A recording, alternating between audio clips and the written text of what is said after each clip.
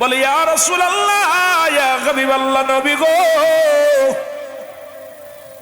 যখন মসজিদে আযান পড়ে যায় আমি আনসারী পাগলের মতো ছুটে জামাতে চলে যাই। নবী গো, আমাদের স্বামী স্ত্রী মিলা কাপড় হলো মাত্র একখানা। নবী গো, আমি যখন নামাজে যাই আমার বিবি উলঙ্গ অবস্থায় বসে থাকে গর্তের মধ্যে। আমি নামাজ শেষ করে আবার যখন বাড়িতে আসি কাপড়খানা খুলে আমার বিবিরে দিই, আমার বিবি পড়িয়া নামাজে দাঁড়ায় যায়।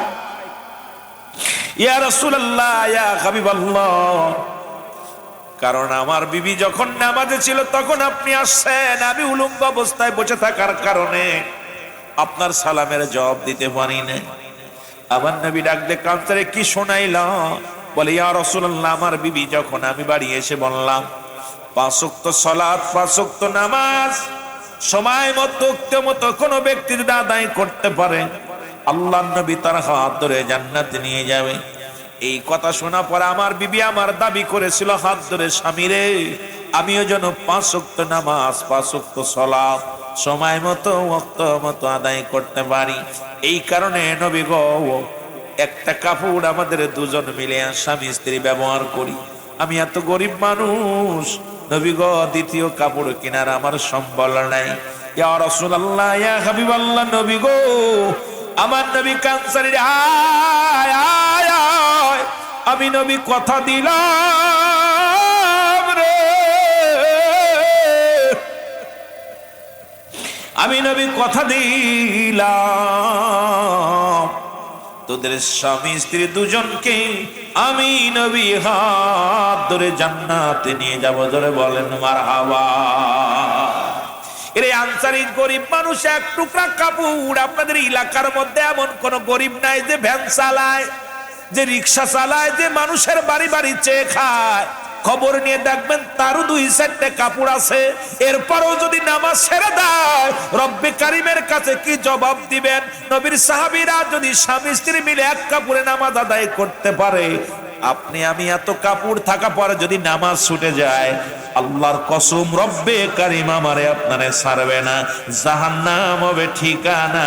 জোরে বলেন ঠিক কিনা? এর নবীর, আমার নবীর সাহাবীরা কেমন ছিল, নবীর সাহাবীর বিবিগণ কেমন ছিল? আজকে আপনারা মাহফিলে আসছেন, পর্দার হলে অনেক মা বোনেরা আছে, আবার অনেক আসতে পারে নাই, তাদের জন্য ওয়াজ নিয়ে যাওয়ার দরকার আছে কিনা? জোরে বলেন আছে কিনা? রাসূলের একজন প্রিয় সাহাবী, সবচাইতে গরিব সাহাবী, যেটা আপনাদের এই লাঙ্গলকোটের মধ্যে নাই, এমন মানুষ এই কুমিল্লার জমিনে নয়, এমন মানুষ এই জমিনের মধ্যে এত গরিব মনে হয় আমার নাই। রাসূলের সাহাবী মুসলমান, শোনো, আমার নবীর প্রিয় সাহাবী, সবচাইতে গরিব সাহাবী মুসলমান, শোনো, এই দুনিয়ার মধ্যে বাড়িতে গেলেন, বাড়িতে চলে গেলেন, বিবি ডাক দে বলে, স্বামীরে আপনি কোথায় গেছিলেন? কয় রাসূলুল্লাহর কদমের মধ্যে ছিলাম। এরে আমার নবী কি ওয়াজ করছে আমারে বলো গো। ওই সাহাবীর নাম হলো আব্দুল্লাহ আনসারী। জোরে জোরে চিল্লায় বলো মারহাবা। সাহাবীর নাম কি? আব্দুল্লাহ আনসারী। কেমন বিবি আর কেমন স্বামী! স্বামীরে জিগায়, স্বামীরে আপনি এত বেল নবীজির কদমে ছিলেন, নবীজি কি ওয়াজ করছে একটু বলেন। আপনাদেরও যদি আপনাদের বিবিগণ জিগায়, সিদ্দিকী সাহেব মাগুরা থেকে আসিয়া কি ওয়াজ করলো, লতিফ সাহেব ওই মাগুরা অমক জাত থেকে আসে, চট্টগ্রাম থেকে এসে কি ওয়াজ করলো, ইমাম সাহেব কি ওয়াজ করলো, কিন্তু আমাদের বিবিগুলো এগুলো জিগাবে না। জিগাইব বিরিয়ানি খিদে দিছে, গরু না ছাগল, কথা নেই। ওরে ওই বাজারে কি মাহফিলে গেছিলা, দুটো বাদাম পাও নাই, ঠিক কি নাই? পুলাটার জন্য কিছু আনো নাই, আমার জন্য কিছু আনো নাই। ও মা শোনো, নবীর সাহাবীদের বিবিগণ কেমন ছিল শোনো। আব্দুল্লাহ আনসারী বিবি ডাক দে কয়, স্বামী আপনি রহমতের নবী, রহমাতুল লিল আলামিনের কদমের মধ্যে গিয়েছিলেন, আমার নবী কি ওয়াজ করছে বলো। ডাক দে কয়, বিবি রে, আমার নবী ওয়াজ করছে যদি কোনো ব্যক্তি 5 ওয়াক্ত নামাজ সময় মতো আদায় করতে পারে, আল্লাহর নবী নাকি তারে হাত ধরে জান্নাতে নিয়ে যাবে। জোরে বলেন মারহাবা। আর একটু জোরে বলা যাবে না? বিবি ডাকতে ডাকতে বলে, স্বামী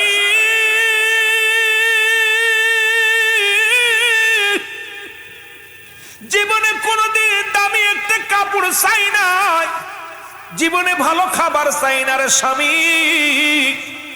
জীবনে কোনোদিন আপনার কাছে কিচ্ছু দাবি করি নাই। ছোট্ট একটা দাবি করবো, আশাটা পুরা করবেন আপনি আমার স্বামী। আপনিও একটু আমার সুযোগ করে দিবেন, আমিও যেন 5 ওয়াক্ত সালাত সময় মতো আদায় করতে পারি। কারণ আমিও নবীর সঙ্গে আপনার সঙ্গে জান্নাতে যেতে চাই। কিয়ামতের ময়দানে যেদিন হাবিবের হাত ধরে আপনি জান্নাতের দিকে রওনা হয়ে যাবেন, আমি আপনার অর্ধাঙ্গিনী রে, আমাকে আপনি ফেলে যাবেন না, আমাকেও সঙ্গে নিয়ে যাবেন, আমিও যেন নবীজির সঙ্গে জান্নাতে যেতে পারি। জোরে বলেন মারহাবা। দেখছেন নি কত আদর্শবান। এই জন্য 5টা গুণের গুণান্বিত নারী ছাড়া বিয়ে করা যাবে না। 5 গুণে সর্বনিম্ন 3টা গুণ লাগবে। 3টা গুণের গুণান্বিত নারী সর্বনিম্ন দরকার। এই 3টা গুণ যদি থাকে তাহলে বিয়ে করলে এই স্ত্রী আপনার প্রতি অনুগত হবে, মদিনাওয়ালার প্রেমে থাকবে, আল্লাহর গোলাম হবে। মারহাবা বলেন না? আর একটু জোরে বলেন। আমার যুবক বন্ধুরা, আমার নবীজি ইমাম, মুসল্লি হলো নবীর সাহাবীরা। প্রতিনিয়ত নবী নামাজ শেষ করে সালাম ফিরে দোয়া করে, সাহাবীদেরকে নিয়ে আলোচনা করে। নবীজি দেখে আব্দুল্লাহ আনসারীকে দেখা যায় না, প্রতিদিন আসে কিন্তু চলে যায়। সালাম ফিরানোর সঙ্গে সঙ্গে আব্দুল্লাহ আনসারী দৌড়ায়া বাড়ির দিকে চলে যায়। রাসূল ডাকতে বলেন, আমার সাহাবীরা রে, ও আমার সাহাবীরা তোমরা শোনো, আমার আব্দুল্লাহ আনসারী কি হয়েছে দেখি আসতে, কিন্তু আর দেখি না, সালাম ফিরাত তারে আর দেখতে পাই না।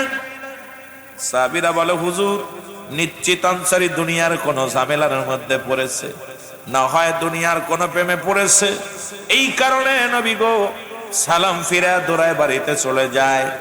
নবী বলে, খবরদার খবর দাও, তোমার ভাইয়ের বিরুদ্ধে অভিযোগ করো না, আমি নবী নিজেই যাব আনসারীর বাড়ি। জোরে বলেন মারহাবা। রাসূলুল্লাহ নিজে চলে গেছে, সালাম দেয় যে আসসালামু আলাইকুম আলাল বাইত, আসসালামু আলাইকুম আলাল বাইত। 3বার সালাম দিলেন, নবীজি সালামের জবাব পাইলেন না। কোন মুমিনের বাড়ি, কোন মুসলমানের বাড়ি প্রবেশ করতে হলে আগে সালাম, তারপরে কালাম। আগে সালাম দিবেন, যদি জবাব না পান ওই বাড়িতে ঢুকার এখতিয়ার নাই। আমার দেশে একটা বাড়ির মধ্যে এটা রেওয়াজ নাই। দেখা যায় ভিতরে যায় কয় ভাবি সাহেব, ভাই সাহেব কই? আরে মুসলমান শোনো, ওই দরজা থেকে সালাম লাগা দাও। আগে যখন এসেছি কুমিল্লার জমিনে, সাতপুরের জমিনে অনেক পর্দা দেখেছি। ছোট্টবেলা যখন এসেছি আজ থেকে 10-20 বছর আগে, তখন দেখেছি এলাকার একটা পরিবেশ, এখন পরিবর্তন হয়ে গেছে। পশ্চিম হাওয়া এসে আপনাদের ভিতরে ঢুকছে, এখন বেপর্দা নারী গুলো বাইর হয়ে গেছে। জোরে বলেন ঠিক কিনা?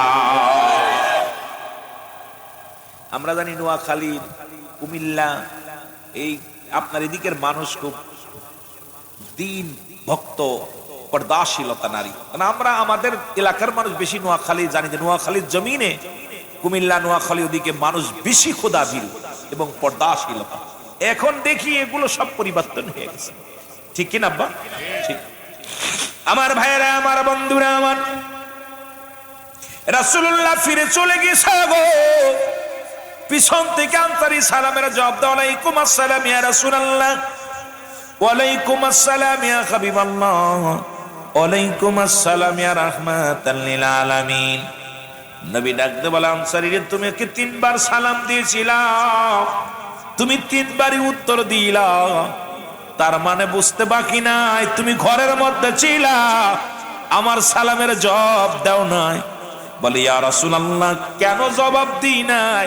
ইয়ার আমি বলতে পারবো না, যদি দয়া করে একটু চাইতেন আমার বাড়িতে তাহলে বলতাম। নবী কয় চলো। সুবহানাল্লাহ বলেন। রাসূল বলছে চলো।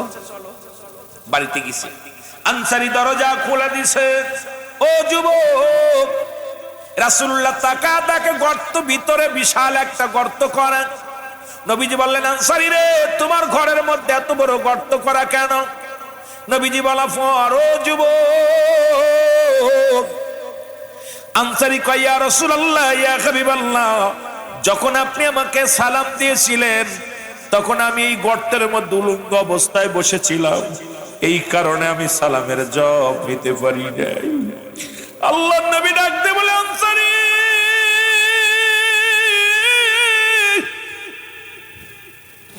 ও আনসারী রে,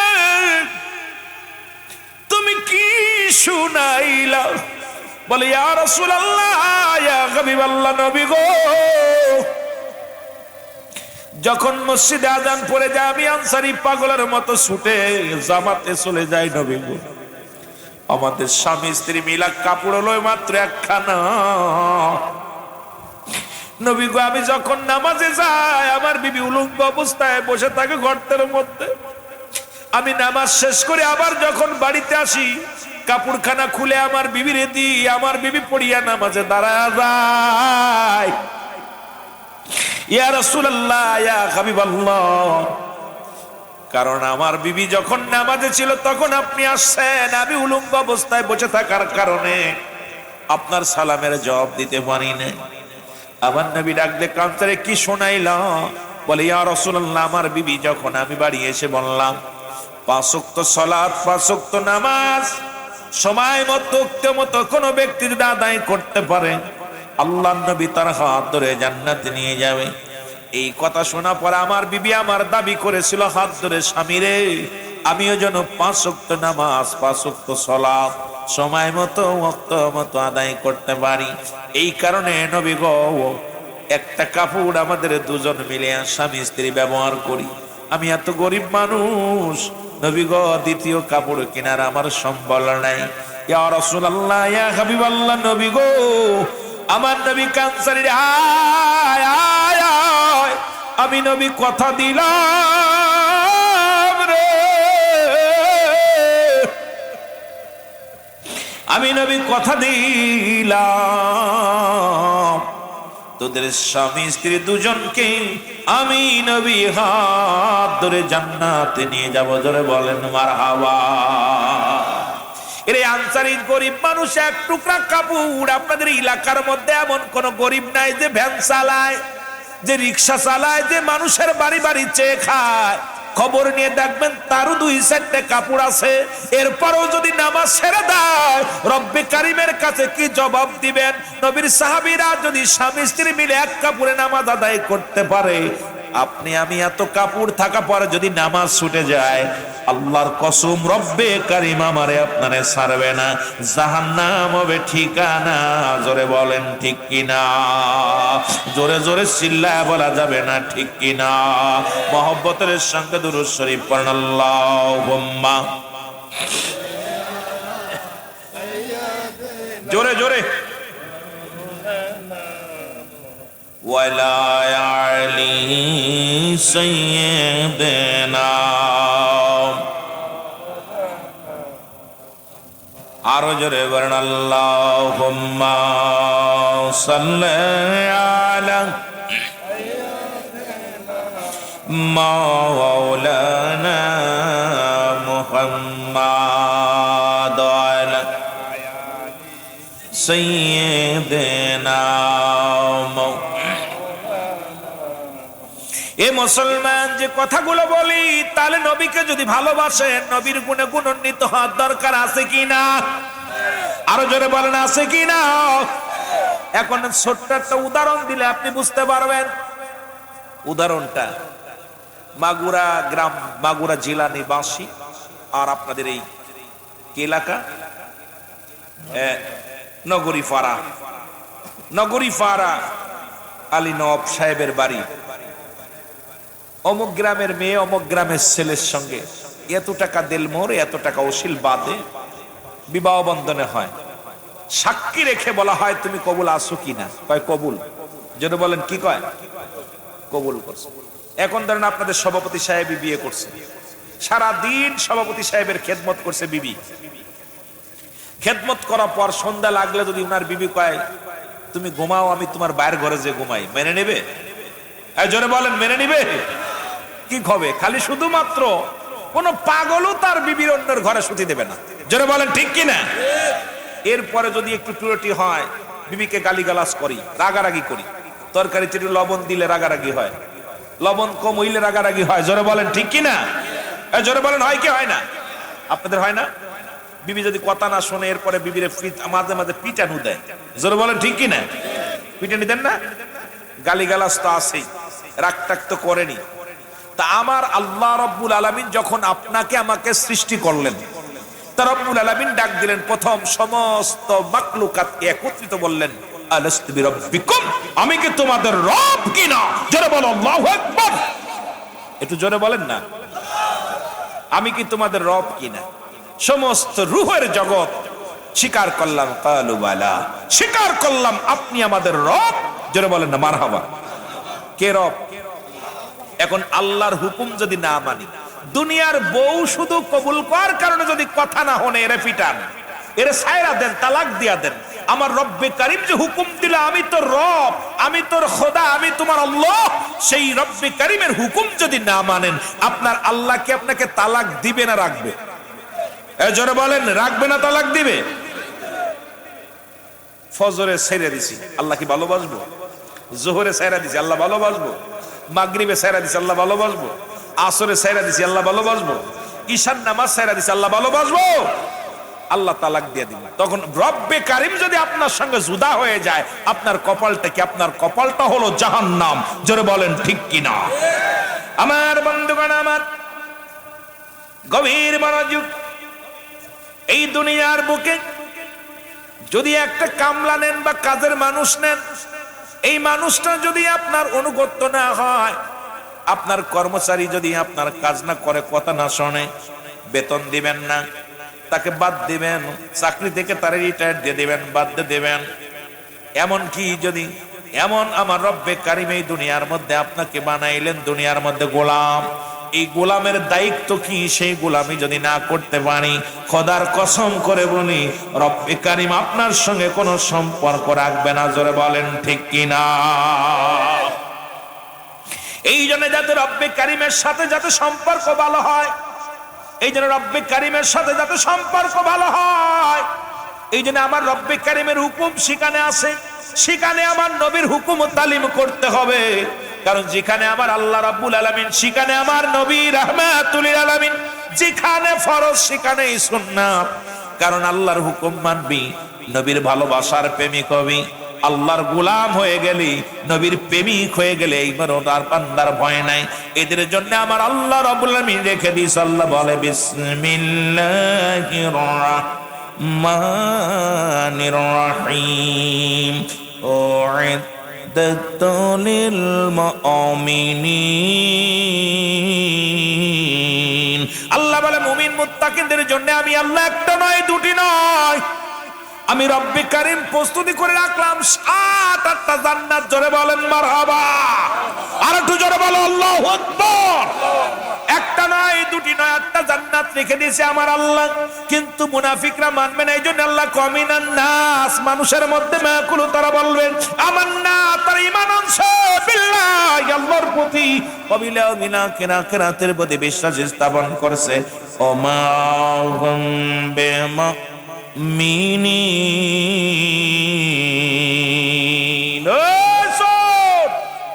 চোর বাটপার সব ধরাই দিচ্ছে আল্লাহ। রব্বে কারিম ধরায় দেয় বাটপার গুলো। মানুষের মধ্যে ধোঁকাবাজ, মানুষের মধ্যে দাগাবাজ, মানুষের মধ্যে বেঈমান, মানুষের মধ্যে ওই সমস্ত মুনাফিকি। এই জন্য রব্বে কারিম বলে এদের জন্য আমি রেখে দিলাম একটা নয়, দুটি নয়। রব্বে কারিম ডাক দে বলো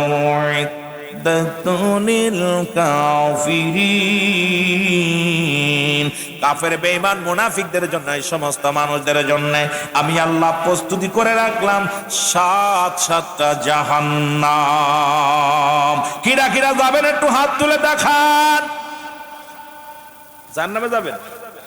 এতদিন ধরে এত কষ্ট করে ওয়াজ করলাম যে নামাজ পড়লে আল্লাহর প্রিয় হওয়া যায়, রাসূলের প্রিয় হওয়া যায়, মুমিনদের জন্য জান্নাত। আগে আপনাদের শুভ সংবাদটা জানাই আসলাম, 8টা জান্নাত আছে। এরপরে জাহান্নামে ঢুকাইলাম আর হট করে জান্নাতে চলে। তাহলে এত কষ্ট করে 1 ঘন্টা ওয়াজ করে আমার লাভ হলো? আমার বন্ধুগণ, আমার গভীর মনোযোগ, যে কথাগুলো বলি লক্ষ্য করে শোনেন। এই নামাজের প্রতি এত গুরুত্ব ছিল আমার নবীজি, জামাতের প্রতি গুরুত্ব ছিল আমার নবীজি। কেমন ছিল? রাসূলুল্লাহ একবার অসুস্থ হয়ে গেলেন, নবীজি অসুস্থ হয়ে গেলেন। আম্মা জান আয়েশা সিদ্দিকাকে ডাক দিয়ে বলেন, আয়েশা রে, আজকে আসরের জামাতের নামাজটা তোমার আব্বা জানকে পড়াতে বলবা। আমার নবীজি বললেন, খুব গভীর মনোযোগ দিয়া শুনবেন, যেহেতু আপনাদের মানুষের এই কুমিল্লার মানুষের নামাজের ওয়াজ প্রয়োজন ছিল না, তবু বলা লাগে। কারণ আরো যদি 90% মানুষ যদি নামাজি হয়ে যায়, আল্লাহমুখী হয়ে যায়, রাসূল প্রেমিক হয়ে যায়, তাহলে মাহফিলটা ধন্য হবে। কারণ আজকের মাহফিল মাদ্রাসার উদ্যোগে, এতিম ছাত্রদের উদ্যোগে, মুসলমান শোনো, এতিমখানার উদ্দেশ্যে। আল্লাহর ঘর হলো মসজিদ, নবীর ঘর হলো মাদ্রাসা। সেই মাদ্রাসার উদ্যোগে আজকের এই জালসা মাহফিলখানা, এতিমখানা। নবী নিজেও এতিম ছিলেন, সেই এতিমদের নিয়ে আজকে এতিমখানার মাহফিলখানা। আমি আপনাদেরকে নিয়ে কথাগুলো এই জন্য বলতেছি বাবারা আমার। রাহমাতুল লিল আলামিন বললেন, আম্মা জান আয়েশাকে ডাকতে বলে, আয়েশা রে, ও আয়েশা শোনো। কারণ আমার নবীজি অসুস্থ হয়ে যায়, বারবার জিজ্ঞাসা, আয়েশা রে, জামাত হইছে নি? আজান হইছে নি? আজান হইছে নি? আম্মা জান বলে, না, আজান হয় নাই। নামাজে দাঁড়ায় গেলেন, আম্মা জান আয়েশা চোখের পানি ছেড়ে কাঁদে। আম্মা জান কান্দে এই কারণে, কারণ রাহমাতুল লিল আলামিন দুনিয়ার মধ্যে বেঁচে থাকতে ইমাম পরিবর্তন, তার মানে আমার নবীজি মনে হয় আর দুনিয়ার মধ্যে বেশি দিন থাকবে না। কারণ ইমাম যেহেতু পরিবর্তন হয়ে যাচ্ছে, আম্মা জান আয়েশার বুঝতে বাকি নাই, কারণ স্বামী দুনিয়ার মধ্যে আর বেশি দিন থাকবে না, বেশিক্ষণ থাকবে না। এরপরে আমার আব্বা জান হবে ইমাম। আম্মা জান আয়েশা সিদ্দিকার আব্বা হলো হযরত আবু বকর সিদ্দিক রাদিয়াল্লাহু তাআলা আনহু, যিনি আমার নবীর চাইতে 6 মাসের বড়। মারহাবা বলেন না। কয় মাসের? 6 মাসের বড় ছিল সিদ্দিক আকবর আমার রাসূলুল্লাহর সাথে, শরীয়তে 6 বছরের বড়। এই জন্য মুরব্বীদের মধ্যে প্রথম কালেমার গ্রহণ করেন আমার নবীর কালেমা প্রথম গ্রহণ করেন, ইসলাম কবুল করেছিলেন হযরত আবু বকর সিদ্দিক রাদিয়াল্লাহু তাআলা আনহু। জোরে জোরে চিল্লায়া বলা যাবে না মারহাবা। আর বালকদের মধ্যে সেরা খোদা হযরত আলী রাদিয়াল্লাহু তাআলা, মারহাবা বলেন না। বালকদের মধ্যে হযরত আলী, মহিলাদের মধ্যে আম্মা জান খাদিজাতুল কুবরা। যখন রাসূলুল্লাহর সঙ্গে বিবাহ বন্ধনে আবদ্ধ হয়, সর্বপ্রথম মা খাদিজা এই পৃথিবীর মধ্যে মহিলাদের মধ্যে কালেমা গ্রহণ করেছিলেন।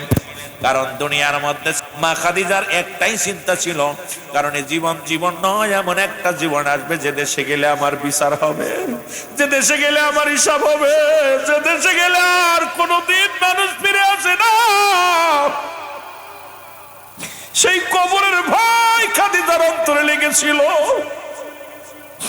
এই জন্য নবীজিকে ডাকতে বলেছিল, ইয়া রাসূলুল্লাহ, ইয়া হাবিবাল্লাহ, আপনার কাছে আমার 3টা দাবি। নাম্বার 1, নবী গো, আপনি আমার স্বামী, দুনিয়ার সব সম্পদ আপনারে দিয়ে দিছি। দুনিয়াতে আমি সব সম্পদ সব কিছু দিয়ে দিলাম, বিনিময়ে 3টা জিনিস আমি খাদিজা চাই। নাম্বার 1, আমি যেদিন মারা যাব, ইয়া রাসূলুল্লাহ, ইয়া হাবিবাল্লাহ, আপনার ওই চাদর মুবারক যেটা দিয়ে আপনার হাত পা মুছায়া দিতাম, আপনি ওযু করতেন, ওযুর পানিগুলো মুছায়া দিতাম, এই চাদর মুবারকের ভিতরে, রুমাল মুবারকের ভিতরে আমার নবীর দেহর ঘাম মুবারক লেগে আছে, আমার নবীজির পানি মুবারক লেগে আছে রে। এই কাপড় টুকরা আমারে দিয়ে দিবা। মা খাদিজা বলা পরে নবীজি বলে, খাদিজা রে, তুমি আমার দুঃখের দিনের খাদিজা। এখন তো আল্লাহ আমাকে অনেক সম্পদ দিয়েছে, সবকিছু দিয়েছে। কারণ নবীজি আল্লাহ বলেন, ওমা আরসালনাকা ইল্লা রাহমাতাল লিল আলামিন। তামাম পৃথিবীর রহমত আমার নবীর ভিতরে, জোরে বলা যাবে না মারহাবা। যারা কয় আমার নবীর হালাত বুঝতে হবে, নবী মাটি কাটছে, নবী মাটি টানছে, ওয়াজ কিন্তু বাবারা শুনে নিবেন। বড় লোকরা ওয়াজ শোনে না, সাধারণ মানুষ বেশি ওয়াজ শোনে। এই জন্য আমার নবীর ভিতরে সাধারণ সব কিছু ছিল আমার রাসূলুল্লাহর ভিতরে। নবীজি মাটি কাটছে যাতে করে আমার উম্মতিরা যদি কেউ দিন মজুরি হয় কষ্ট না পায়। নবী মাটি টানছে কারণ আমার নবী বকরি চারণ করেছে, পৃথিবীর মধ্যে কেউ যদি রাখাল হয়, কেউ যদি বকরি চড়ায়, কেউ যেন কষ্ট না পায়। আবার আমার নবী দুনিয়ার মধ্যে বাদশাহীর বাদশা ছিলেন। রাসূলুল্লাহ এমন একটা কাপড় গায়ে দিতেন, আমার নবীজির কাপড়খানার দাম তৎকালীন জামানায় ৪২,০০০ দিরহাম, যা পৃথিবীর কোন রাজা বাদশা পড়তে পারে না। আবার আমার নবী সিরাযুক্ত তালিযুক্ত কাপড় গায়ে দিছে। উম্মতিরা রে, তোমরা কেউ গরিব হবা, কেউ ধনী হবা। ধনী হলে অহংকার করো না, গরিব হলে কষ্ট পেও না, কারণ সর্বগুণের গুণান্বিত আমি নবী। আমার উম্মতের ভিতরে ধনী গরিব থাকবে, এটা নিয়ে কেউ কষ্ট যেন না পায়, কেউ যেন অহংকার না করে। জোরে বলেন মারহাবা। কারণ নবীর চরিত্রের মধ্যে আলোচনা করলে শুধু মজার আলোচনা এসে যায়, নবীজির সম্মানের মধ্যে ডুব দিলে শুধু মজার আলোচনা এসে যায়। আমার নবীজির কাছে দাবি করলেন, নবী কয়, খাদিজা রে, আমি তোমাকে নতুন কাপড় ফেরাইয়া দিব। তোমার আমি নতুন কাপড় দিয়া তোমারে আমি কি করব? কাফন দিব। মা খাদিজা কয়, ইয়া রাসূলুল্লাহ, ইয়া হাবিবাল্লাহ, নবী গো, আমার নতুন কাপড় প্রয়োজন নাই, কারণ আপনার এই পা মোছা রুমাল মুবারক, আপনার এই রুমাল মুবারক আমি অতি যত্নে রেখে দিছি নবী গো। আজকে আমার নবীজির কথাগুলো বলতে গেলে অনেক কথা আছে, যে আমার মা বোনেরা যারা ওয়াজ শোনো, রাসূলুল্লাহ কয় অনেকগুলো বিয়ে করছে, আমার নবীজি প্রথম বিবাহ করলো মা খাদিজারে, তার বয়স ছিল 40। কত? জোরে বলেন কত? 40 বছর। আর আমার নবীর বয়স ছিল তখন 25। নবীজি বিয়ে করার পিছনে হাকিকতটা হলো, উম্মতিরা রে, তোমাদের বিবি যদি, আমার মা বোনেরা শোনো, তোমাদের স্বামী যদি ছোট হয়, খবরদার খবরদার তারে অবহেলা করো না, তারে সম্মান করো। মা খাদিজা এত সম্মান করতো আমার নবীরে, এত ইজ্জত করত। আমার নবীজি খাদিজা ইন্তেকালের পরে আমার নবীজি চোখের পানি সবসময় ছেড়ে ছেড়ে কাঁদতো। আবার নবী বিয়ে করলো 53 বছর বয়স যখন, আম্মা জান আয়েশা সিদ্দিকারে, হাকিকতটা হলো, তোমার স্বামী যদি বুড়া হয়, খবরদার অসম্মান করো না, স্বামীর প্রতি অনুগত হও। আমার দেশের অনেক মৌলবীরা তাকে নিয়েও কটূক্ত করে, এরা বুঝার অভাব, জ্ঞানের অভাব। কারণ তোমাদের স্বামী যদি বুড়া হয়ে যায়, তোমরা যদি বুড়ো থাকো, অল্প বয়স হয়, খবরদার খবরদার স্বামীর প্রতি অবজ্ঞা করো না, স্বামীর অবহেলা করো না। রাসূল বললেন, আমি প্রথম জাহান্নামের মধ্যে গেলাম, দেখলাম অধিকাংশ নারী জাহান্নামী। কোন দিক কুয়াজ মেলা লম্বা হয়ে যাচ্ছে, মরিছি, বিপদে পড়ছি মেলা। আমার নবীজি বলেন জাহান্নামী। আম্মা জান আয়েশা বলে, ইয়া রাসূলুল্লাহ, ইয়া হাবিবাল্লাহ, কারণ কি?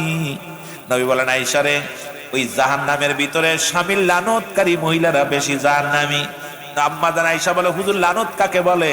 আমার নবীজি বলে, আয়েশা রে শোনো, যে সমস্ত নারীরা স্বামীকে গালি দেয়, স্বামীর অভিশাপ দেয়, স্বামীর প্রতি তারা কর্তব্য দায়িত্ব পালন করে না, এই সমস্ত নারীগুলো জাহান্নামী। জোরে জোরে বলো আল্লাহু আকবার। এরা লানতকারী নারী যত বড় ইমাম হোক, লানতকারী মহিলা যত বড় মারহাস করুক না কেন, স্বামীর লানতকারী মহিলা জাহান্নামী, জাহান্নামী। জোরে বলো আল্লাহু আকবার। এখন আমার দেশের ভাইরা শুনে নাও, ভালো করে দিলের কান্ডা লাগায় শোনো। এখন আমার নবীজির হাকিকতটা বুঝাইতে যায়, আমার উম্মতির এই হাকিকতটা যে বললাম, হায়াতি খায়রুন লাকুম, ওরে প্রথম যে হাদিস খানা টান দিছি, বাবা শোনো। এই কথাগুলো বলতে গেলে অনেক লম্বা আলোচনা চলে আসে, কারণ আমার নবীজি এই দুনিয়ার মধ্যে দুইটা জিনিস বুঝাইছে মেয়েদেরকে, মেয়েরা শোনো, তোমার স্বামী যদি বুড়া হয়, তোমার স্বামী যদি বুড়া হয়, তাকে সম্মান করো, তাজিম করো, খবরদার খবরদার তাদের অবহেলা করো না, তাদেরকে অসম্মান করো না। আমার দেশে অনেক নারী যদি দেখতে ভালো হয়, স্বামী চেহারা খারাপ হয়, অবহেলা করে। আমার দেশে স্বামী যদি একটু বুড়া হয়, এরা স্বামীর সঙ্গে কোথাও যেতেও চায় না। আমার দেশের মা বোনেরা শোনো, সাজুগুজু করে নিজের ইয়ং বানাতে চায়, কারণ স্বামীর প্রতি অবজ্ঞা করে। খোদার কসম, খোদার কসম, তোমাদের স্বামী হবে মাস্টার ইবলিস। কিয়ামতের ময়দানে ওই স্বামী তোমার কোনো কাজে লাগবে না, মাস্টার ইবলিসের সঙ্গে তোমার জাহান্নাম। আমার ভাইরা, আমার বন্ধুরা, আমার মা খাদিজা বলে ইয়া রাসূলুল্লাহ ইয়া হাবিবাল্লাহ, নামাজের কথা বলতে যা কোনে চলে গেছে, ওয়াজ দেখছেন নি, মনে রাখবেন বাবা, যেন ভুলে না যায়, ভুলে গেলে আপনাদের কষ্ট হবে। নবীজি বললেন আয়েশা রে, খাদিজা রে, আমি তোমার নতুন কাপড়, বলে না রাখবে না, দ্বিতীয় দাবি আমার।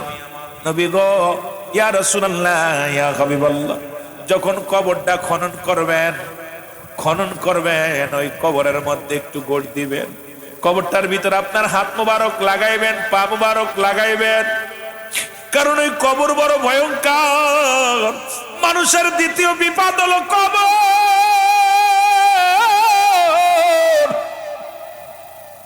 তিনটা বিপদ মানুষের, নাম্বার 1 হলো মরণ, নাম্বার 2 হলো কবর, নাম্বার 3 হলো কিয়ামতের ময়দান। আম্মা জান খাদিজাতুল কুবরা বলে ইয়া রাসূলুল্লাহ ইয়া হাবিবাল্লাহ, আমার দ্বিতীয় ঘাঁটি হলো কবর, ওই কবরে আমি কেমনে সওয়াল জবাব দিব? আল্লাহর নবী গো, একটু দয়া করে আমার কবরের ভিতরে গোট দিবেন, সাথে করে ওই মুনকার নেকির সওয়ালের জবাব আমি খাদিজার কাছে সহজ হয়ে যায়। জোরে বলেন মারহাবা। তৃতীয় নাম্বার দাবি, নবী গো সবাই যখন চলে যাবে আমার দাফন করে আপনি যাবেন না। আরে নবী গো, সবাই যখন আমার লাশখানা দাফন করে কবরে দিয়া সবাই যখন চলে যাবে, নবী গো দয়া করে আপনি যাবেন না, আপনি আমার কবরের পাশে দাঁড়ায় থাকবেন, কারণ মুনকার নেকি আইব, প্রথম আইব কবরে মুসলমান নোমান ফেরেশতা আসিয়া আমার লেখাইব। নবী গো নবী, নোমান ফেরেশতা প্রতিটা মানুষের কবরে আইব। আমরা মনে করি মানুষ মৃত্যুর পরেই বুঝি মুনকার নেকির আসে, না রে বাজার না, কারণ মরণে কবরে দেওয়ার পরেই একজন ফেরেশতা আসে, তার নাম হলো নোমান ফেরেশতা। এই নোমান ফেরেশতা যখন লেখা হয়ে যায় মন্দ বদামল নেকামল, এরপরে আসে কবরে মুনকার নেকির আসে। আপনার কেরামন কাতিবিন যা লিখে রাখছে এইটা আপনার সব কবরে পৌঁছাই দেওয়া হয়। এইটা লিপিবদ্ধ হওয়ার মুনকার নেকির কবরে আসিয়া এটা যখন দেখে বান্দার তোমার জান্নাত জাহান্নাম গুলো একটা দরজা খুলে দেয়। ওই কিয়ামত পর্যন্ত কবর থেকে জান্নাত পর্যন্ত একটা ধর্মপথ থাকবে, রাস্তা থাকবে। ওই জান্নাত পর্যন্ত মুসলমান, কবর থেকে জাহান্নাম পর্যন্ত একটা রাস্তা থাকবে। কবরে কোনো রাত আর দিন নাই, কবরে মুসলমান শোনো, কবরে কোনো সকাল আর বিকেল নাই। কবর হলো মানুষের মৃত্যুর পর থেকে শুরু করে কিয়ামত পর্যন্ত জগৎটাকে বলা হয় কবরের জগৎ। আমার বন্ধুগণ, যে কথা বলতেছিলেন, নবীজি বসে আছে, সবাই চলে গেলে নবীজি হাত উঠা কাঁদে। আমার দেশের মৌলবীরা কয় হাত উঠানো জায়েজ না। ও মৌলবী সাহেব, তোমাদের কিতাব ফতোয়ার কিতাব শুনে নাও, মুফতি মুসলমান শফিক আহমেদের লেখা ফতোয়া দাও বোন। এ যুবক, দ্বিতীয় নম্বর খণ্ডের মধ্যে 33 নম্বর পৃষ্ঠার মধ্যে বয়ান করে 5 ওয়াক্ত নামাজ আদায়, যেটা আমাদের কিতাব নয়, কওমি অঙ্গনের কিতাব, কওমি জামাতের কিতাব। ফতোয়ায়ে দেওবন লেখছে যিনি আল্লামা শফিক আহমেদ, ওর ফতোয়ার মধ্যে লেখলেন দ্বিতীয় খণ্ডের মধ্যে 33 নম্বর পৃষ্ঠার মধ্যে বয়ান করেন, মানুষ যখন মুসলমান শোনো 5 ওয়াক্ত নামাজ আদায় করে, জিয়ারত করে, নামাজ পড়ে সর্বআলা আল্লাহর দরবারে দুটি হাত উঠায় দোয়া করা উত্তম মুস্তাহাব। জোরে জোরে চিল্লায় বলা যাবে না মারহাবা। একটা দলিল দাও, যাবে না, জীবনেও দোয়া করতাম না, কারণ শরীয়তের কিবলা হলো কাবা, মুনাজাতের কিবলা আরশে আজিম। মুসলমান শোনো, মুনাজাতের কিবলা হলো আরশে আজিম, দুজানের কিবলা রাহমাতুল লিল আলামিন। সুতরাং আজকে কিবলা না চিনার কারণে তোমরা দোয়া করতে চাও না, হাত উঠাইতে চাও না। নবীজি দুভাবে দোয়া করতেন, একটা হলো উল্টা আর একটা হলো সিধা। নবী যখন ইমার্জেন্সি কোন দোয়ার প্রয়োজন হতো, রাসূলুল্লাহ উল্টো দিকে হাত উঠায় দিত, অতি ফস করে সঙ্গে সঙ্গে কবুল হয়ে যেত।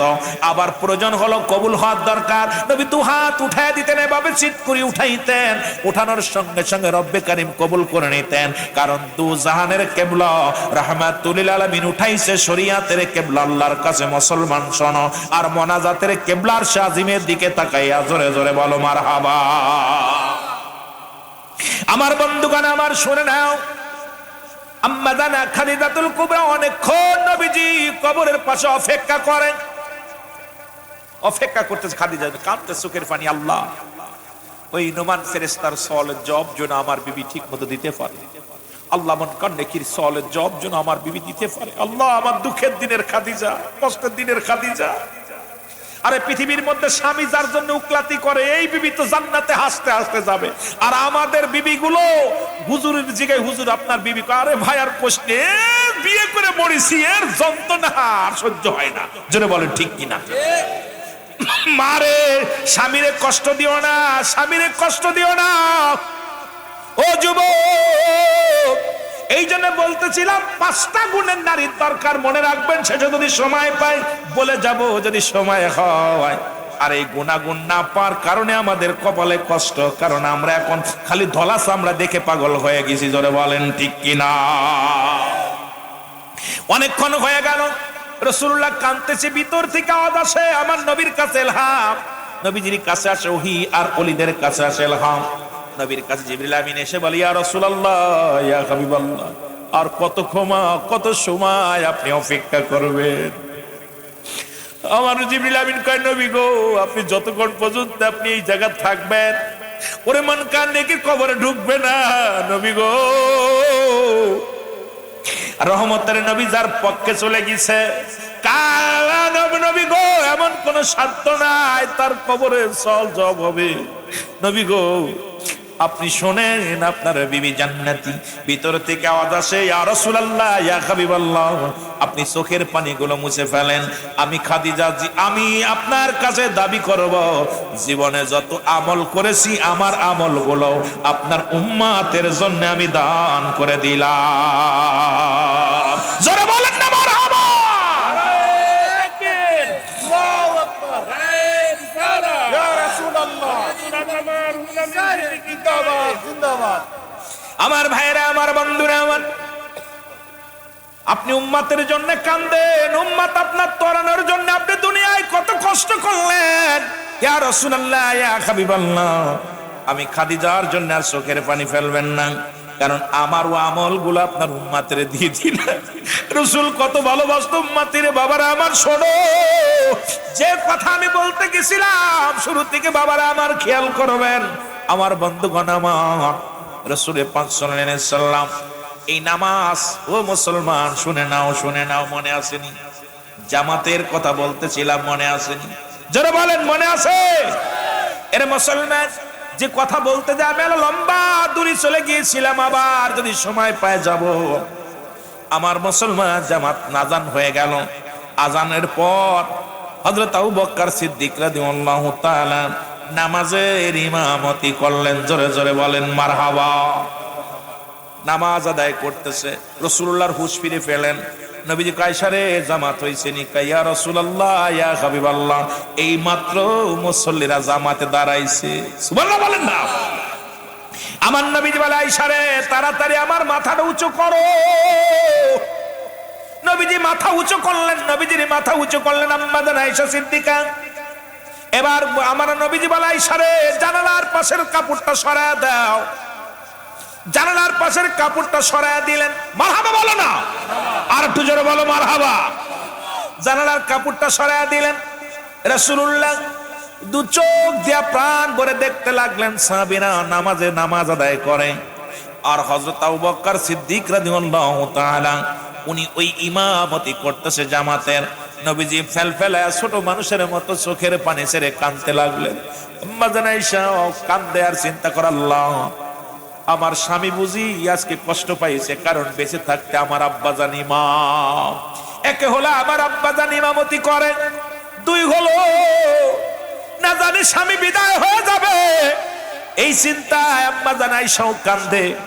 চোখের পানিগুলো মুছে বলে, ইয়া রাসূলুল্লাহ, ইয়া হাবিবাল্লাহ, নবী গো, ও নবী, আপনি কেন কাঁদছেন? ছোট মানুষের মতো আপনি কাঁদছেন।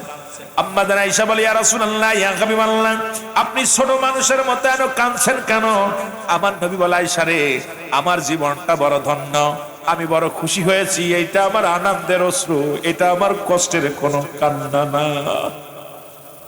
এই পৃথিবীর মধ্যে আমি কষ্টের কান্না কান্দি না, যে নামাজের জন্য পৃথিবীর মধ্যে আমি কত কষ্ট করলাম। রাসূলুল্লাহ নামাজের দাওয়াত দিতে যায় যত লাঞ্ছনা, যত কষ্ট সহ্য করেছেন, আমার নবীজি শুধু সালাত সালাত সালাত। সত্যের দাওয়াত দেওয়ার কারণে তায়েফের ময়দানে নবীজি রক্ত ঝরিয়েছে, পাথর ছুঁড়ে ছুঁড়ে মারছে রাসূলুল্লাহর গায়ের মধ্যে। বনি সাকিব গোত্রের মানুষের কাছে রাসূল দাওয়াত দিতে গেলেন, কালেমার দাওয়াত দিতে যাইয়া আমার রাসূল বললেন, আমি তোমাদের কাছে এসেছি, আমি অন্য কিছু নিয়ে আসি নাই। তোমরা বলো লা ইলাহা, নাই কোনো ইলাহ ইল্লাল্লাহু, এক আল্লাহ ছাড়া, মুহাম্মাদুর রাসূলুল্লাহ সাল্লাল্লাহু আলাইহি ওয়াসাল্লাম আমি আল্লাহর প্রেরিত রাসূল বা বান্দা, মেনে নাও। বনু সাকিব গোত্রের তিনজন বড় বড় নেতা সবাই নবীকে কি করলেন? আমার নবীর দাওয়াত প্রত্যাখ্যান করলেন। ছোট ছোট মাসুম বাচ্চাদের লেলিয়ে দিলেন। আমার নবী বলে, আশহাদু আল্লা ইলাহা ইল্লাল্লাহু ওয়াহদাহু লা শারীকা লাহু ওয়া আশহাদু আন্না মুহাম্মাদান আবদুহু ওয়া রাসূলুহু। জোরে জোরে বলেন আল্লাহু আকবার। বনি সাকিব গোত্রের মানুষগুলো নবীকে অপমানিত করতে লাগলো। আমার নবীর দাওয়াত হলো শুধু কালেমার দাওয়াত, রিসালাতের দাওয়াত, ও মুসলমান, নবুয়তের দাওয়াত, আল্লাহর দ্বীনের দাওয়াত দিতে যায় রাসূল এত কষ্ট করলেন। সবাই নবীকে ভুল বুঝলেন, ছোট ছোট বাচ্চাদেরকে লেলিয়ে দিলেন নবীজির পাশে, পাথর ছুঁড়ে ছুঁড়ে মারে। আমার নবীর গা দিয়ে রক্ত ঝরে জমিনের মধ্যে। নবীজি ডাকতে বলে, ও বালকেরা রে, তোরা আমার আর মারিস না, আমি পাগল না, আমি নবী পাগল না রে, আমার আর মারিস না। ছেলেরা বলে, তোমাকে মারলে বড় আনন্দ পায়, তোমারে মারলে আনন্দ পায়, শান্তি পায়। আমার নবী কয়, যদি শান্তি পায়, যদি আনন্দ পাস, আমি তোদের বারণ করবো না, তোরা ছোট পাথর মার, বড়গুলো মারিস না, আমার দেহের মধ্যে ক্ষত বিক্ষত হয়ে যায়, আমি সহ্য করতে পারি না। তোরা যদি আনন্দই পাস, তাহলে ছোট ছোট পাথরগুলো মার। এত মার খাইলেন শুধু আপনার জন্য, আমার জন্য। ও যুবক, এই পৃথিবীর মধ্যে নিজের চিন্তা কখনো করেন নাই, নিজের চিন্তা কখনো রাসূল মাথায় আনেন নাই। একটা মাত্র চিন্তা ছিল, আপনাদের কেমনে নাজাত দেওয়া যায়, আমার উম্মতিরা কেমনে নাজাত পাবে, আমার উম্মতিরা কেমনে ভালো চলবে, আমার উম্মতিরা কেমনে ভালোভাবে জীবন যাপন করবে, আমার উম্মতিরা কেমনে রব্বে কারীমের দরবারে দাঁড়ায়া দণ্ডায়মান যেন না হয়, আমার উম্মতিরা যেন আসামি না হয়, আমার উম্মতিরা যেন রব্বে কারীমের দরবারে বিচারের কাঠ গড়ায় না দাঁড়ায়। একটা কারণের জন্য আমার নবী যত কষ্ট করলেন, সেই নবীজির ভালোবাসার দরকার আছে কিনা? আর একটু জোরে বলেন আছে। আমার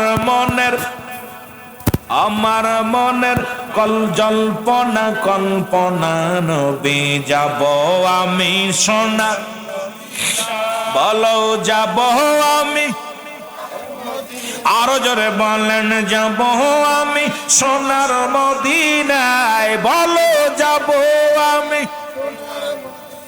আমার মনের জল্পনা কল্পনা নবী যাব আমি সোনার মদিনায়, বলো যাব আমি।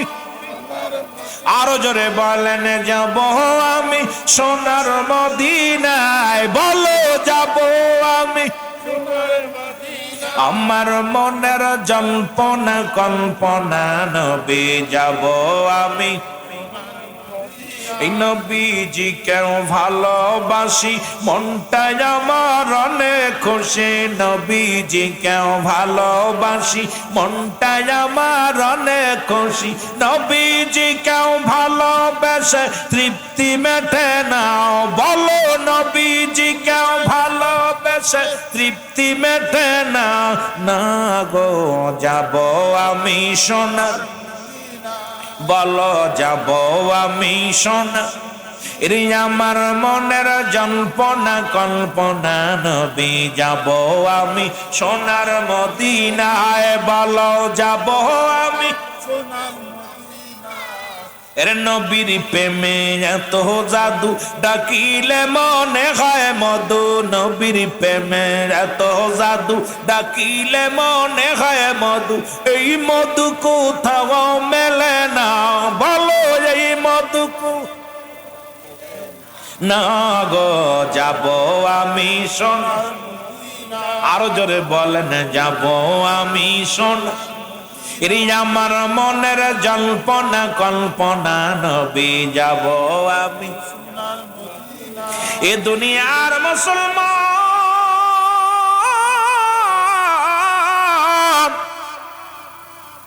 সেই নবীজির প্রেম ভালোবাসা যার অন্তরে যতটুক, তার ঈমান বলতে ততটুক। নবীজির প্রেম ভালোবাসা যার অন্তরে নাই, তার ঈমান বলতে কিচ্ছু নাই, সরাসরি বেঈমান। জোরে জোরে চিল্লায় বলা যাবে না মারহাবা। এই জন্য যে কথাগুলো বললাম সর্বোপরি কথা হলো, আমার নবীজি নামাজের জন্য কষ্ট করেছে, নবীজি জামাতের জন্য কষ্ট করেছে। মারহাবা বলেন না, আরো জোরে বলেন মারহাবা। সেই নামাজের দরকার আছে কিনা? জোরে বলেন আছে কিনা? আমি আপনাদেরকে আর বেশিক্ষণ বিরক্ত করব না। অল্প সময় একজন এতিমখানা, যেখানে যে মাদ্রাসাটা হলো 14তম বাৎসরিক ইসালে সব, আজকের এই মৌলভী আলী নব রহমতুল্লাহ মাদ্রাসা এতিমখানার উদ্যোগে, মারহাবা বলেন না। দয়া করে উঠাউঠি করবেন না, আমি কালেকশন করতেছি না, আপনাদেরকে নিয়ে কালেকশন করতেছি না। যে কথাগুলো বলে একটু খেয়াল করবেন। এই কথাগুলো হলো, একজন আল্লাহর ওলি এই পৃথিবীর মধ্যে মাদ্রাসার ছাত্রদেরকে ভালোবাসতে রাজি আছেন কে? একটু হাত তোলেন, একটু হাত তোলেন। মারহাবা বলেন না। অনেক উঠায় নাই। নিজের ছেলে জানাজা পড়ুক, এটা চান না? নিজের নাতিপুতি জানাজা পড়ুক, এটা চান কি চান না? আমার ভাইরা, যে কথাগুলো হলো, আপনারা দেখছেন ডাকাত বসিরউদ্দিন, আমার একটা ওয়াজ, নাম কি? ডাকাত বসিরউদ্দিন 40 জন ডাকাতির সর্দার ছিলেন। উনি ডাকাতি করতে যায়, প্রতিদিন মানুষের মাল হরণ করে। হঠাৎ একদিন মাদ্রাসার পাশে যাইতেছে ডাকাতি করতে, দেখে একটা জঙ্গলের মধ্যে বয়া একটা বালক কাঁদতেছে, বয়া বয়া একটা এতিম ছেলে কাঁদতেছে। এতিম বালক বলতেছে, কান্না দেখা বসিরউদ্দিনের দিলের ভিতর লাগছে, মায়া লাগছে। ডাকাতির সর্দার বলতেছে, তোমরা একটু দাঁড়াও, আমি দেখে আসি। যাই বলে, বাবা তুমি কাঁদতেছো কেন? বলে, হুজুর আমার আব্বা নাই, আমি এতিম। আজকে এতিমখানার একটা কথা, আলম ইয়াজিদ ইয়াতীমান। আল্লাহু আকবার বলেন না। আল্লাহ বলে, হাবিব তোমারও এতিম বানাইছি। কথা বুঝেননি? জোরে বলেন না। নবীজিও এতিম ছিল। মারহাবা বলেন। আল্লাহ রাব্বুল আলামিন রিয়াজুল জান্নাহ বেহেশতের বাগানে আসার মতো বসার মতো সুযোগ দান করল। এ সময় কত মানুষ জেলখানায়, কত মানুষ হাসপাতালে, কত মানুষ মৃত্যু শয্যায় সজ্জিত। রব্বুল আলামিন আপনাকে আমাকে জেলখানায় নেন নাই, হাসপাতালে নেন নাই, সুন্দর পরিবেশ রিয়াজুল জান্নাহ বেহেশতের বাগানে বসার মতো সুযোগ দান করলো। উচ্চ কণ্ঠে আওয়াজ দিয়ে চিল্লায় বলেন আলহামদুলিল্লাহ। ভাই কালা ভাই, এই দুই মনিটরটা বন্ধ করতে, এই দুইটা বন্ধ করে দেন, এই দুইটা বন্ধ করেন, তাহলে বাড়ি লাগবে না, কথা বলতে শান্তি হবে। এই দুইটা বন্ধ রাখেন, পাশেরটা থাক। বন্ধুগণ আমার, পৃথিবীর মধ্যে আসার একটা সিরিয়াল আছে, যার কোনো সিরিয়াল নাই। আসেন, পৃথিবীর মধ্যে আসার একটা সিরিয়াল আছে, যার কোনো সিরিয়াল নাই। আর মানুষের দুইটা টাইমে মরণ হয়, একটা হলো দিনের বেলা, একটা হলো রাতের বেলা। আল্লাহ রাব্বুল আলামিন দিনও শুরু করেছে নামাজ দিয়া, রাতও শুরু করেছে নামাজ দিয়া। রব্বুল আলামিন দিন শুরু করে দিল সালাত নামাজ দিয়া, রাতও শুরু করলেন নামাজ দিয়া। বান্দারে কত ভালোবাসে আর রব্বুল আলামিন যে আমার আপনার জন্য নবী পাঠাইলেন রাহমাতুল লিল আলামিন। সেই নবীর কাছেও এক নাম্বার প্রিয় ছিল নামাজ। জোরে বলেন না সুবহানাল্লাহ। সাউন্ড আর একটু বাড়ায় রাখবেন। নবীজির কাছে রাহমাতুল লিল আলামিনের কাছে 4টা জিনিস প্রিয় ছিল, তার ভিতরে এক নাম্বারই নামাজ। আমার আল্লাহ রাব্বুল আলামিনের কাছে এক নাম্বার প্রিয় যদি নামাজ হলো। এই কারণে দিন যখন শুরু করলো, রাত যখন শুরু করলো, আমি লম্বা আলোচনা অন্যদিকে যা লাগবে আমি একটু টাচ দিয়ে যাই আপনাদেরকে। মুসলমান বাবারা আমার, দিনের শুরু হলো মাগরিব, আর দিনের শুরু হলো ফজর, আর রাতের শুরু হলো মাগরিব। ও বান্দা, তুমি আমার দিনের মধ্যে ঘোরাঘুরি করবা, নিয়ামত গুলো খাইবা, জমিনের মধ্যে বিচারণ করবা।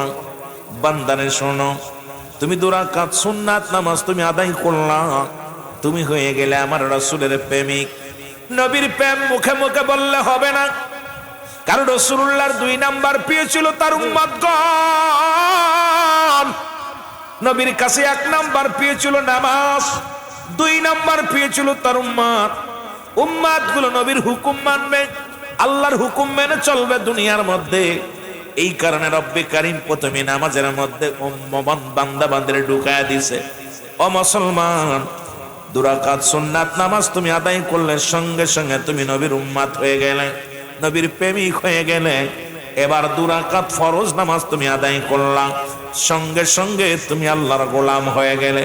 এখন দিনের মধ্যে যদি মরণ হয়ে যায়, ও যুবক, যদি দিনের মধ্যে তোমার আমার মরণ হয়, তোমার মৃত্যুটা হবে নবীর প্রেমিক আল্লাহর গোলাম।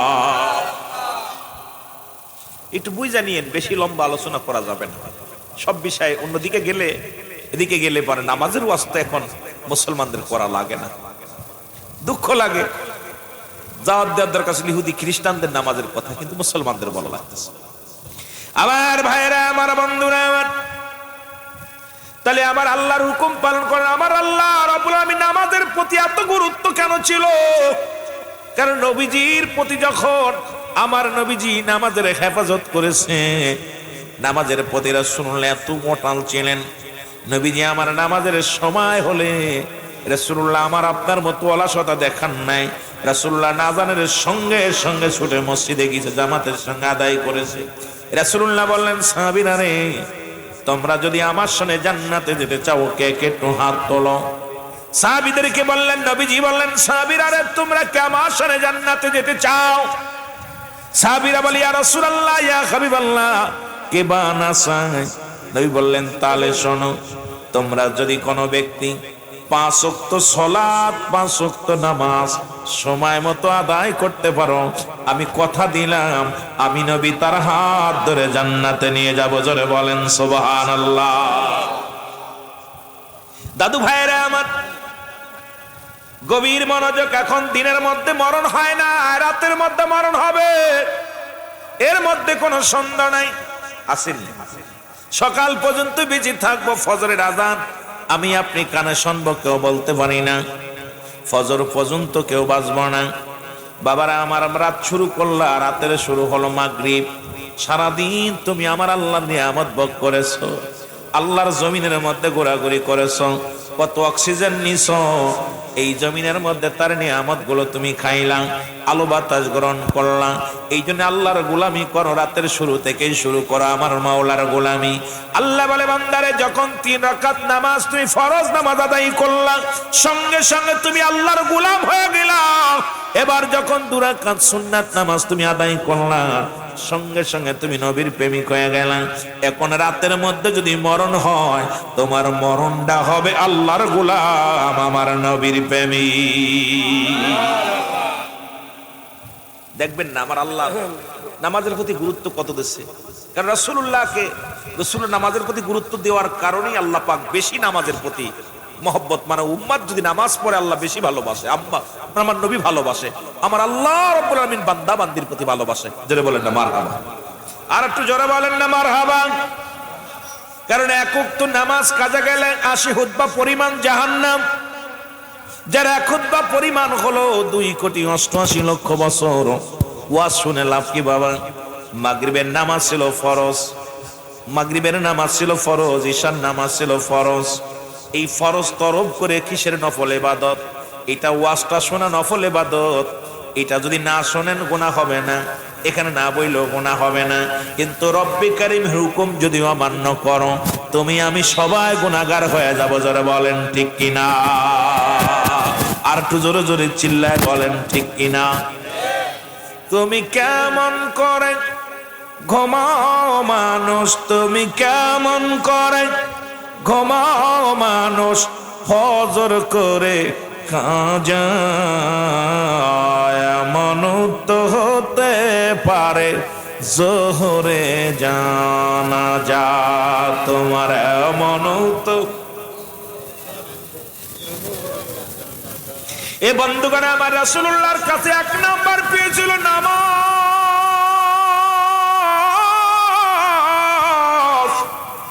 এখন যদি নবীর উম্মত বলে দাবি করতে হয়, নামাজ ছাড়বেন না ধরবেন?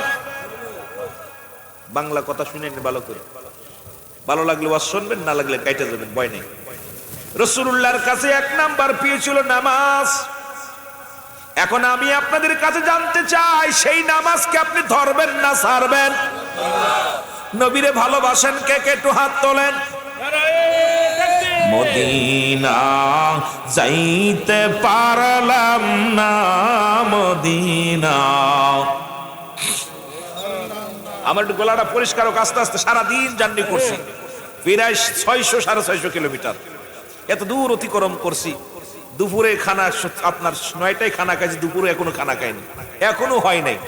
কথা বলছেন নি? কারণ আমি সময়ের গুরুত্ব এবং কথার সঙ্গে খুব সবসময়ের জন্য চিন্তা করি। আমার তিনটা চরিত্র যার ভিতর থাকে সে মুসলমান না। নাম্বার 1 মিথ্যা বলা, নাম্বার 3 প্রতিশ্রুতি ভঙ্গকারী, নাম্বার 3 হলো আমানতের খেয়ানতকারী।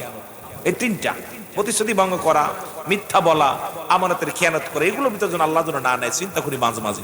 বলেন মদিনা যাইতে পারলাম না, মদিনা। আরো জোরে বলেন মদিনা যাইতে পারলাম না, মদিনা। আমি অসহায় তাই এত দূরে রই, আমি অসহায় তাই এত দূরে রই, শুধুই সালাম জানাই, বলো শুধুই সালাম জানাই, মদিনা যাইতে পারলাম না, মদিনা। আরো জোরে বলেন মদিনা যাইতে পারলাম না, মদিনা। মদিনার নাম কত মধু,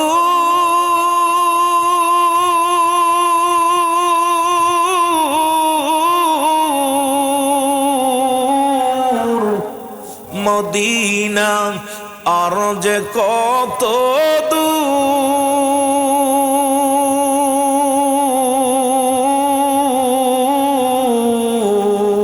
আর ওই মদিনার পথের ধুলি, ওই মদিনার পথের ধুলি মাখতে পারলাম না, মদিনা যাইতে পারলাম না, মদিনা। মহব্বতে আফসোস করে বলেন মদিনা যাইতে পারলাম না, মদিনা। মদিনার নাম কত সুন্দর,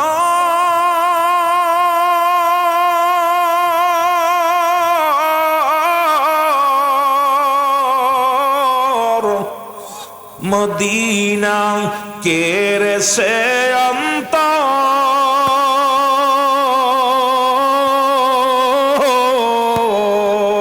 ওই মদিনার পথের ধুলি, ওই মদিনার মাখতে পারলাম না, মদিনা মদিনা দেখতে পারলাম না, মদিনা যাইতে পারলাম না, মদিনা।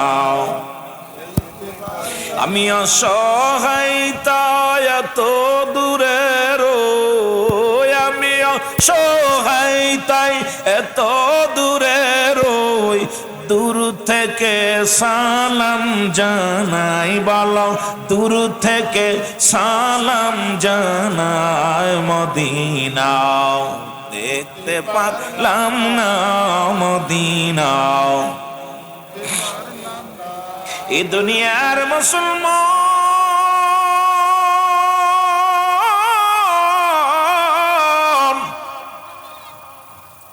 বলতেছিলাম, রাসূলুল্লাহর কাছে 1 নাম্বার পেয়েছিল নামাজ, 2 নাম্বার পেয়েছিল নবীর কাছে তার উম্মতগণ। আজকে কেউ কারোর ভালোবাসি না, নবীর উম্মত বলে দাবি করি নামাজেও যত্নবান নয়, নবীর উম্মত বলে দাবি করি মিথ্যা মামলা দিই মানুষের নামে, নবীর উম্মত বলে দাবি করি হিংসাপানা করি আমার অন্য ভাইয়ের সঙ্গে, নবীর উম্মত বলে দাবি করি পরের বউ নিয়ে ভেগে যায়, নবীর উম্মত বলে দাবি করি সুদ আর ঘুষ খায়, নবীর উম্মত বলে দাবি করি নবীর চরিত্র আমাদের মধ্যে নাই। আরে রাসূলুল্লাহ চরিত্র যদি আপনার আমার মধ্যে না থাকে কিসের উম্মত তুমি ও যুবক? কারণ নবীজিকে এই দুনিয়ার মধ্যে নবী বলে আল্লাহ বলে বায়ানাত, উত্তম ব্যবহার, উত্তম আখলাক, যে চরিত্র দিয়েছিল আমার রব্বুল আলামিন, যে হাবিবের যার তুলনা হয় না, সেই নবীর গুণে গুণান্বিত যদি না হতে পারো কেমন তুমি উম্মত? নবীর কাছে 3 নাম্বার পেয়েছিল তার বিবিগণ। এই পৃথিবীর মধ্যে নিজের বউডারে অনেক ভালোবাসত আমার নবীজি। এর মুসলমান ওয়া সারা জীবন শুনলাম এখনো পর্যন্ত নিজের বিবির হক আদায় করতে পারল না। ও যুবক, আজকে বাংলাদেশে দেখি একজনের বউ আর একজন হাত ধরে টানাটানি, এই কুমিল্লার জমিনেও আছে, সারা বাংলাদেশে আছে, বড় কষ্ট হয়। রাসূলুল্লাহর কাছে 3 নাম্বার পেয়েছিল তার বিবিগণ। তোমার বিবি কালো হোক, তোমার বিবি সুন্দর হোক, তুমি তোমার বিবির এই ভালোবাসা অন্য কারোর নয়।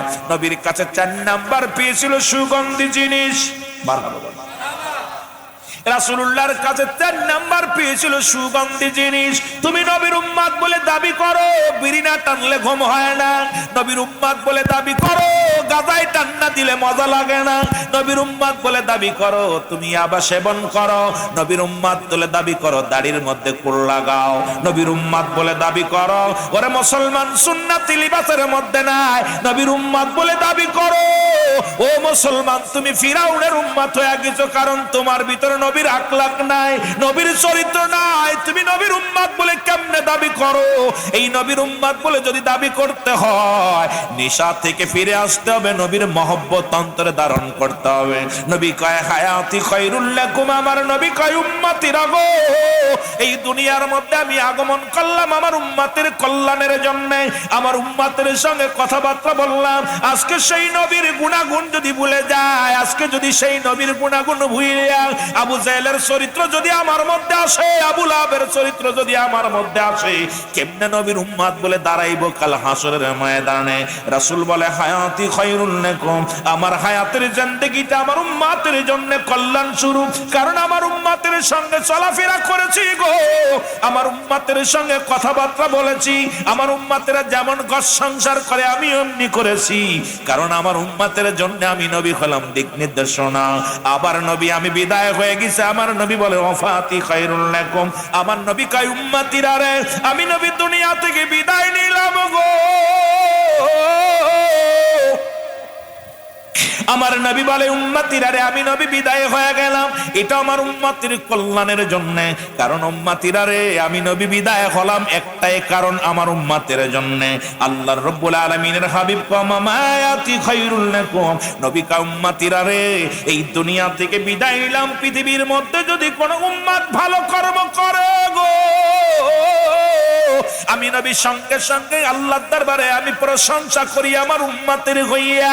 আবার যদি কোনো উম্মত গুনাহের কাজ করে সঙ্গে সঙ্গে আমি নবী ইস্তেগফার করি আমার আল্লাহর দরবারে, আল্লাহ অমুক গ্রামে অমুক ব্যক্তি গুনাহ করেছে মাফ করে দাও।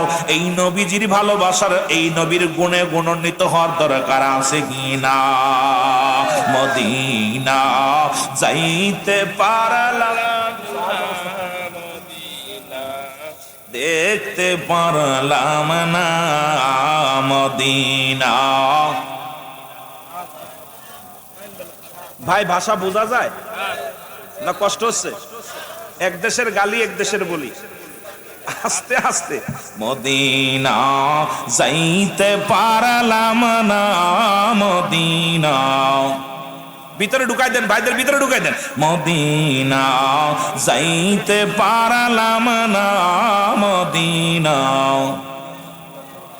লামনা, আমি অসহায় তাই এত দূরে রই, বলো অসহায় তাই এত দূরে রই, দূর থেকে সালাম জানাই, বলো দূর থেকে মদিনা যাইতে পারলাম না, মদিনা না, মদিনা যাইতে পারলাম না, মদিনা মদিনা তমদু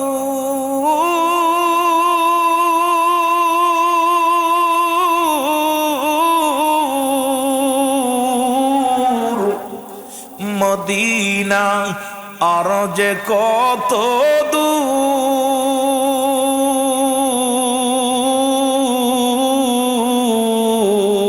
ওই মদিনার পথের ধুলি, ওই মদিনার পথের ধুলি মাখতে পারলাম না, মদিনা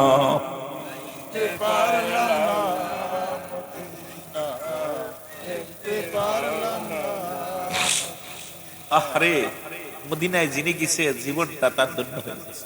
রাসূলুল্লাহ রওজা যে কত মজা, নবীজি মক্কা মদিনা যে কত সুন্দর।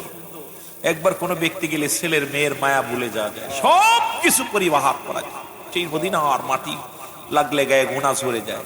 রাসূলুল্লাহর রওজা মুবারক মক্কা মদিনার মাটি গায়ে লাগলে গোনা ঝরে যায়। মারহাবা বলেন। এ দুনিয়ার মুসলমান গভীর মনোযোগ, দিলের কান্ডা লাগা শোনো গো।